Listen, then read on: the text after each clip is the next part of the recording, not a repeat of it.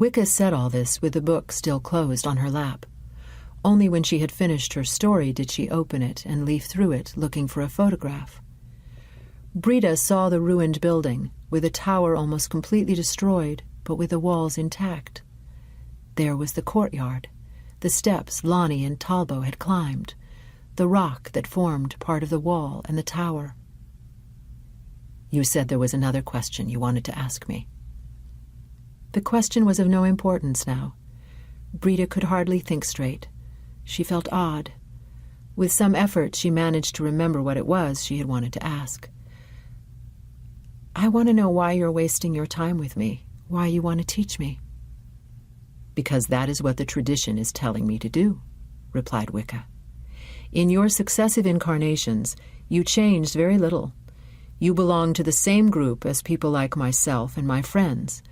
We are the ones charged with maintaining the tradition of the moon. You are a witch." Brida paid no attention to what Wicca was saying. It didn't even occur to her to make another appointment to meet. All she wanted at that moment was to leave, to be among ordinary things that would bring her back to her familiar world. A damp stain on the wall, a packet of cigarettes discarded on the floor, some letters left on the porter's desk. "I have to work tomorrow." She was suddenly concerned about the time. On her way back home, she started pondering her company's invoicing system for exports and came up with a way of simplifying certain administrative procedures. She felt very pleased. Her boss might approve of what she was doing and, who knows, give her a raise. She got home, had supper, and watched a bit of television. Then she wrote down her thoughts about invoicing on a piece of paper and fell, exhausted, into bed. The invoicing of exports had taken on great importance in her life. That, after all, was what she was paid to do. Nothing else existed. Everything else was a lie. For a whole week, Brida woke promptly, worked hard at the office, and received due praise from her boss. She didn't miss one of her classes and took an interest in everything printed in all the magazines at the newsstand. All she needed was to avoid thinking. Whenever thoughts surfaced of her meeting with a magus in the forest or with a witch in the city, she immediately drove them out by reminding herself that she had exams next week, or by recalling a remark made by one female friend about another. Friday came around and her boyfriend met her outside the university to go to the cinema. Afterward, they went to their usual bar, talked about the film, their colleagues, and about their respective jobs. They bumped into friends who were on their way back from a party and decided to join them for supper, grateful that in Dublin you could always find a restaurant open. At 2:00 in the morning, they said goodbye to their friends and decided to go back to her place. As soon as they got in, she put on a record by Iron Butterfly and poured them each a double whiskey. They lay on the sofa with their arms around each other, silent and abstracted, while he stroked her hair and her breasts. "It's been a really crazy week," she said suddenly. "I worked nonstop, prepared for my exams, and did all the shopping." The record finished. She got up to turn it over. "You know the cupboard door in the kitchen? The one that had come unstuck? Well, I finally managed to arrange a date for someone to come and fix it.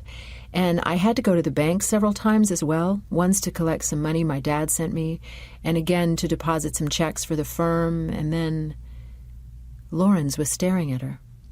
"Why are you staring at me?" she asked rather aggressively. Who was this man lying on the sofa staring at her, incapable of saying anything of interest? It was quite absurd. She didn't need him. She didn't need anyone. "Why are you staring at me?" she asked again. But he said nothing. He merely stood up, went over to her, and very tenderly led her back to the sofa.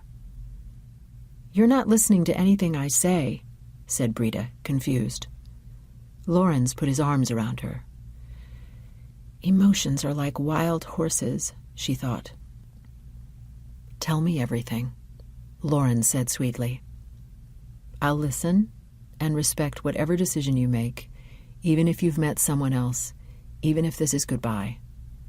We've been together for a while now. I may not know you that well. I don't know exactly who you are, but I know who you're not. And you haven't been yourself all night." Brida felt like crying, but she'd shed so many tears already over dark nights, talking tarot cards, and enchanted forests. Emotions really were like wild horses, and all she could do now was set them free. She sat down in front of him, remembering that the Magus and Wicca both favored that position. Then she gave him a complete account of everything that had happened since her meeting with the Magus in the forest. Lawrence listened in total silence. When she told him about the photograph of Montségur, Lawrence asked if she had perhaps heard about the Cathars in one of her university courses. "Look, I know you don't believe a word of what I've told you," she retorted. "You think it was my unconscious mind, that I just remembered things I already knew. But no, Lawrence, I had never heard of the Cathars before. But you, of course, have an explanation for everything." Her hands were shaking uncontrollably. Lawrence got to his feet, picked up a piece of paper, and made 2 holes in it, about 8 inches apart. He placed the sheet of paper on the table, leaning it against the whiskey bottle so that it was vertical. Then he went into the kitchen and returned bearing a cork. He sat at the head of the table, pushed the piece of paper and the bottle to the other end, and put the cork in front of him. "Come over here," he said. Brida got up. She was trying to hide her shaking hands, not that he appeared to notice. "Let's pretend that this cork is an electron, one of the small particles that make up the atom. Do you understand?" She nodded. "Right. Well, listen carefully. If I had certain highly complicated bits of apparatus with me that would allow me to shoot an electron in the direction of that piece of paper, it would pass through the 2 holes at the same time, except that it would do so without splitting into 2. "I don't believe it," she said. "That's impossible." Lawrence took the piece of paper and threw it away. Then, being a tidy person, he put the cork back where it belonged. "You may not believe it, but it's true. It's something that scientists know but can't explain. I don't believe a thing you've told me, but I know that it's true." Brida's hands were still shaking, but she wasn't crying, and she didn't lose control. All she noticed was that the effect of the alcohol had completely worn off. She was strangely lucid. "But what do scientists do when confronted by these mysteries?" "They enter the dark night, to use a term you taught me. We know that the mystery won't ever go away, and so we learn to accept it, to live with it. I think the same thing happens in many situations in life. A mother bringing up a child must feel that she's plunging into the dark night too. Or an immigrant who travels to a far-off country in search of work and money. They believe that their efforts will be rewarded and that one day they'll understand what happened along the way that, at the time, seemed so very frightening. It isn't explanations that carry us forward. It's our desire to go on." Brida suddenly felt immensely tired. She needed to sleep. Sleep was the only magical kingdom into which she could freely enter. That night she had a beautiful dream, full of seas and leafy islands. She woke in the early hours and was glad that Lawrence was there beside her. She got up and went over to the bedroom window where she looked out over the sleeping city of Dublin. She thought of her father, who used to do just that with her whenever she woke feeling frightened. The memory brought with it another scene from her childhood. She was on the beach with her father, and he asked her to go and see what the temperature of the water was like. She was 5 years old and glad to be able to help. She went to the water's edge and dipped in a toe. "I put my feet in and it's cold," she told him. Her father picked her up and carried her down to the water again and, without any warning, threw her in. She was shocked at first, but then laughed out loud at the trick he'd played. "How's the water?" asked her father. "It's lovely," she replied. "Right. From now on, whenever you want to find out about something, plunge straight in." She had quickly forgotten this lesson. She may only have been 21, but she had already nurtured many enthusiasms, which she had abandoned as quickly as she had taken them up. She wasn't afraid of difficulties. What frightened her was being forced to choose one particular path. Choosing a path meant having to miss out on others. She had a whole life to live, and she was always thinking that in the future she might regret the choices she made now. "I'm afraid of committing myself," she thought to herself. She wanted to follow all possible paths and so ended up following none. Even in that most important area of her life, love, she had failed to commit herself. After her first romantic disappointment, she had never again given herself entirely. She feared pain, loss, and separation. These things were inevitable on the path to love, and the only way of avoiding them was by deciding not to take that path at all. In order not to suffer, you had to renounce love. It was like putting out your own eyes in order not to see the bad things in life. Life is so complicated. You had to take risks, follow some paths and abandon others. She remembered Wicca telling her about people who followed certain paths only to prove that they weren't the right ones, but that wasn't as bad as choosing a path and then spending the rest of your life wondering if you'd made the right choice. No one could make a choice without feeling afraid. That was the law of life. That was the dark night, and no one could escape the dark night, even if they never made a decision, even if they lacked the courage to change anything, because that in itself was a decision. A change, except without the benefit of the treasures hidden in the dark night. Lawrence might be right. In the end, they would laugh at their initial fears, just as she had laughed at the snakes and scorpions she had imagined were there in the forest. In her despair, she had forgotten that Ireland's patron saint, St. Patrick, had long ago driven out all the snakes. "I'm so glad you exist, Lawrence," she said softly, afraid that he might hear. She went back to bed and soon fell asleep. Before she did, though, she remembered another story about her father. It was Sunday, and they and all the family were having lunch at her grandmother's house. She must have been about 14, and she was complaining about not being able to do a homework assignment because every time she started it went wrong. "Perhaps the times when it goes wrong are teaching you something," said her father. But Brida was sure that she'd taken the wrong path and that there was no way to put things right. Her father took her by the hand and led her into the living room, where her grandmother used to watch television. There was a large antique grandfather clock, which had stopped years before because it could no longer be repaired. "Nothing in the world is ever completely wrong, my dear," said her father, looking at the clock. "Even a stopped clock is right twice a day." She walked for some time in the wooded mountains before she found the Magus.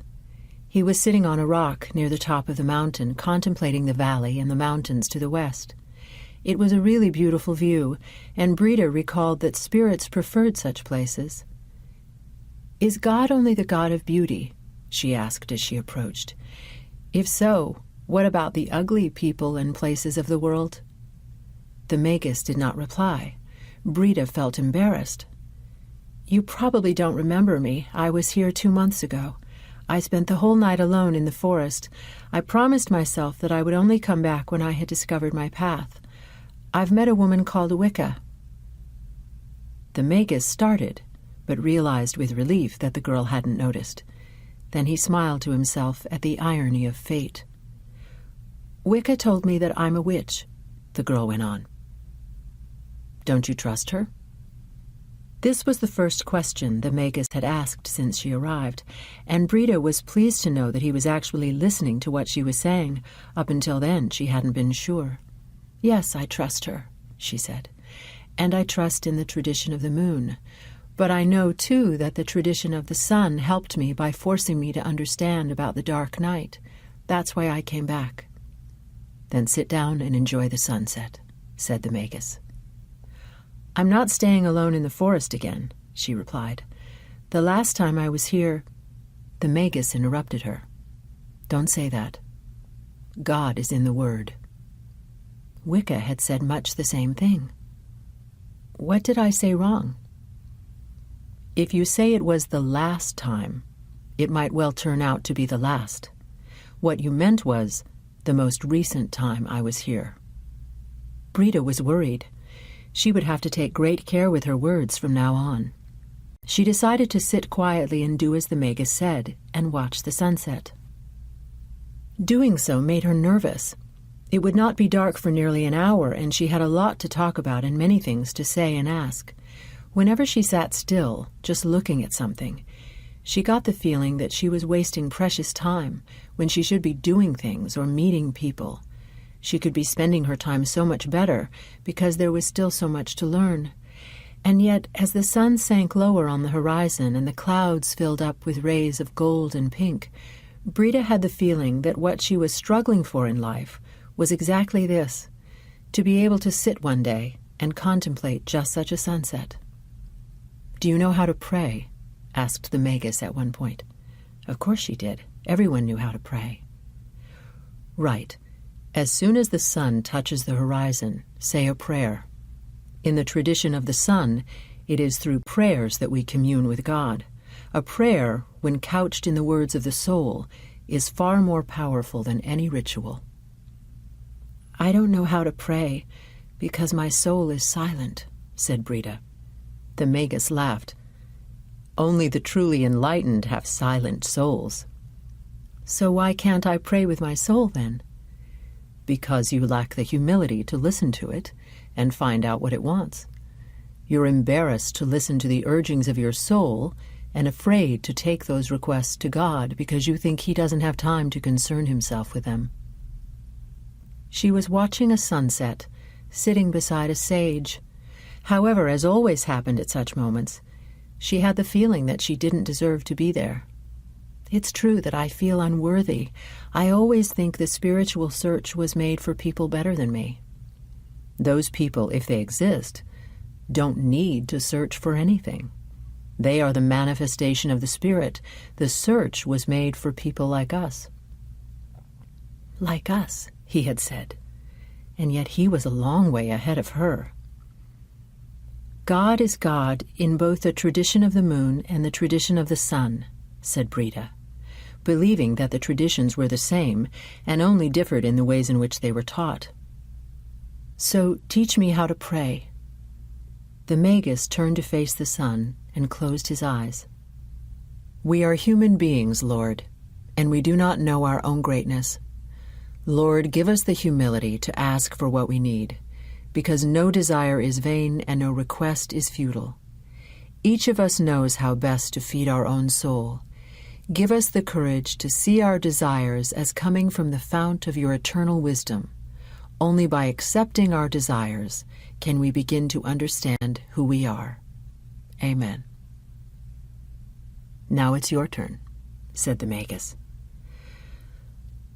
"Lord, help me understand that all the good things in life that happen to me do so because I deserve them. Help me understand that what moves me to seek out your truth is the same force that moved the saints, and the doubts I have are the same doubts that the saints had, and my frailties are the same frailties.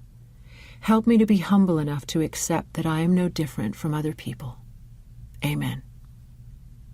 They sat in silence watching the sunset until the last ray of sun left the clouds.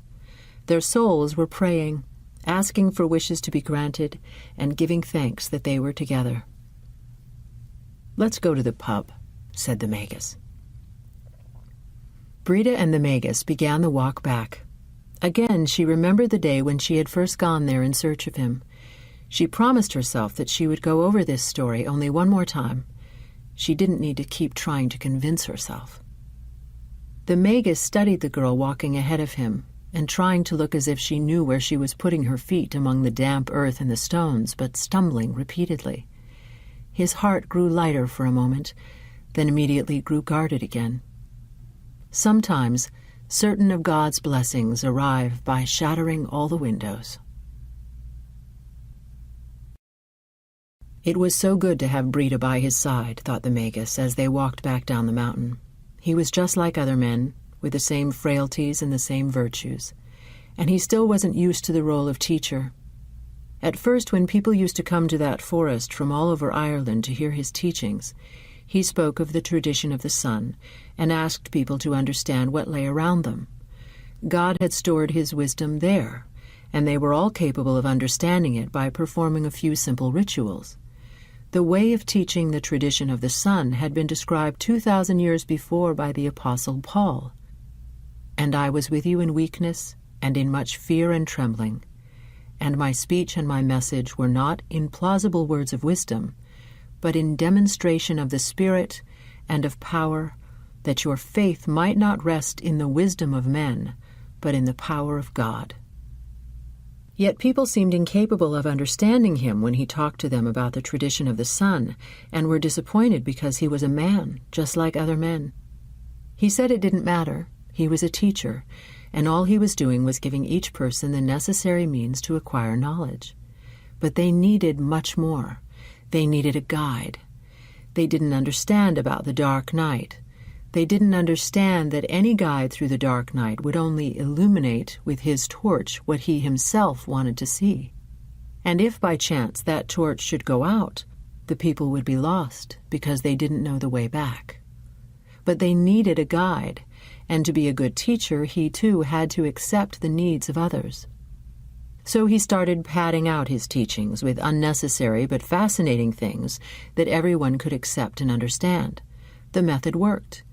People learned the tradition of the sun, and when they finally realized that many of the things the Magus had told them to do were absolutely useless, they laughed at themselves, and the Magus was glad because he had finally learned how to teach. Brida was different. Her prayer had deeply touched the Magus's soul. She had understood that no human being who has walked this planet was or is different from the others. Few people were capable of saying out loud that the great teachers from the past had the same qualities and the same defects as all men, and that this in no way diminished their ability to search for God. Judging oneself to be inferior to other people was one of the worst acts of pride he knew, because it was the most destructive way of being different.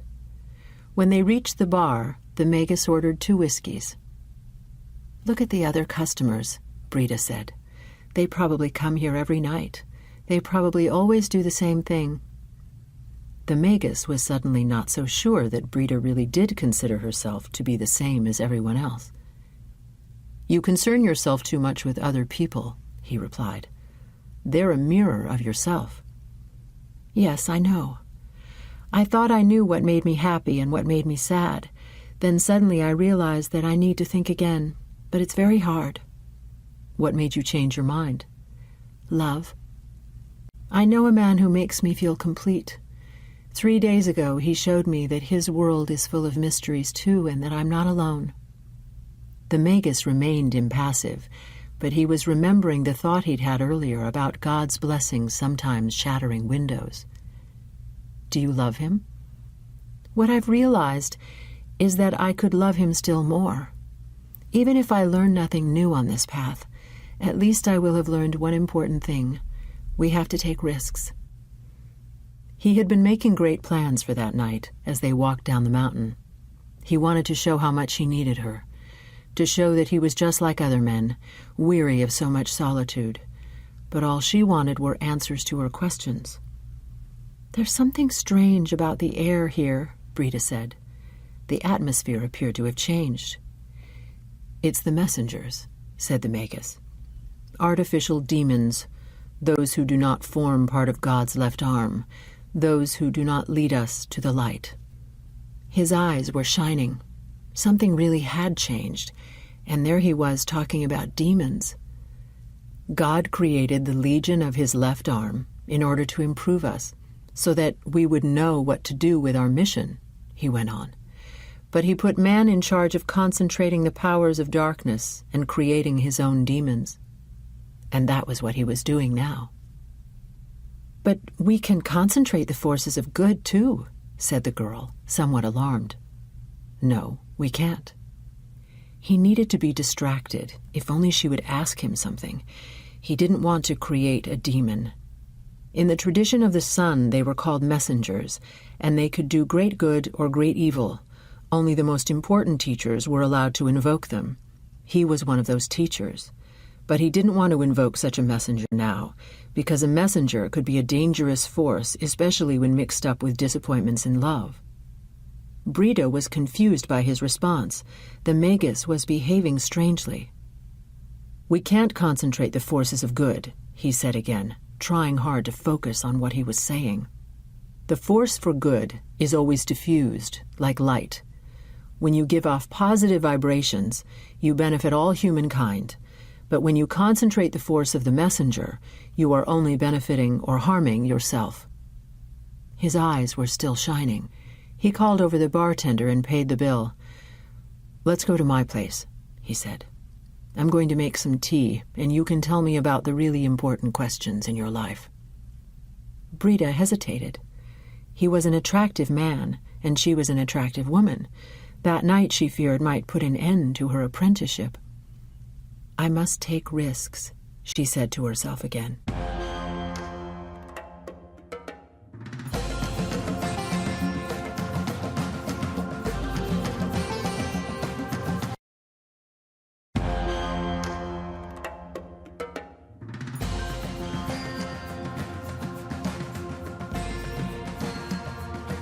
The Magus lived a little way outside the village. Brida noticed that although his house was very different from Wicca's, it was equally comfortable and just as tastefully decorated. However, there wasn't a book in sight. It was mainly empty space and a few bits of furniture. They went into the kitchen to make tea, then came back to the living room. "Why did you come here today?" asked the Magus. "I promised myself that I would, once I knew something." "And what do you know?" "Well, I know a little. I know that the path is simple, and therefore more difficult than I thought. But I will simplify my soul. Anyway, my first question is, why are you wasting your time with me?" "Because you're my soulmate," thought the Magus. But he said, "Because I need someone to talk to." "What do you think of the path I've chosen, the tradition of the moon?" The Magus needed to tell the truth, even though he wished the truth was different. "It was your path. Wicca is quite right. You are a witch. You will learn to use time's memory to discover the lessons that God taught." And he wondered why life was like this, why he had met his soulmate, only to find that the one way she could learn was through the tradition of the moon. "I only have one more question," said Brida. It was getting late. Soon there would be no more buses. "I need to know the answer, and I know that Wicca won't teach it to me.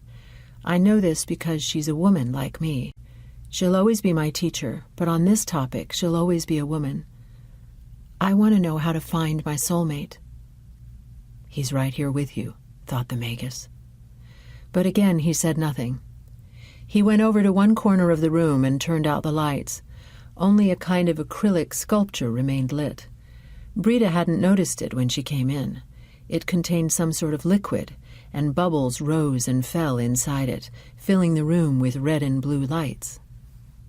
"We've met twice now," said the Magus, his eyes fixed on the sculpture. "I only have permission to teach through the tradition of the sun. The tradition of the sun awakens in people the ancestral knowledge that they possess." "How do I find my soulmate through the tradition of the sun?" "That's what everyone here on Earth is searching for," the Magus said, unwittingly echoing Wicca's words. Perhaps they'd been taught by the same teacher, Brida thought. And the tradition of the sun placed in the world, for everyone to see, the sign that someone is their soulmate, a particular light in the eye. "I've seen lots of different kinds of light in lots of people's eyes," Brida said. "Today, for example, I saw your eyes shining. That's what everyone looks for." "She's forgotten her prayer," thought the Magus. "She thinks she's different from everyone else. She's incapable of recognizing what God is generous enough to show her." "I don't understand eyes," she insisted.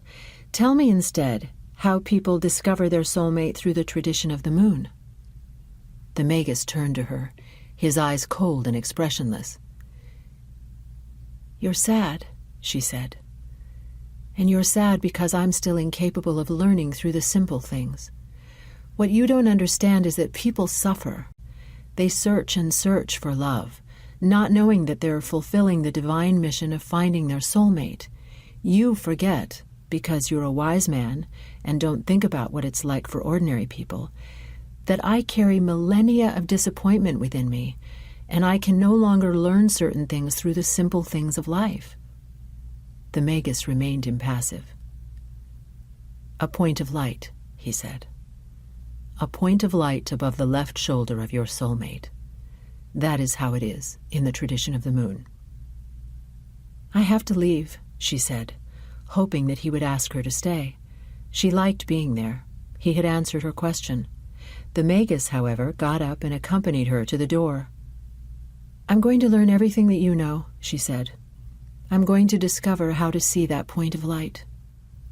The Magus waited until Brida had gone down the stairs. There was a bus to Dublin in the next half hour, so there was no need for him to worry about her. Then he went out into the garden and performed the ritual he performed every night. He was used to doing it, but sometimes he found it hard to achieve the necessary concentration. Tonight he was particularly distracted.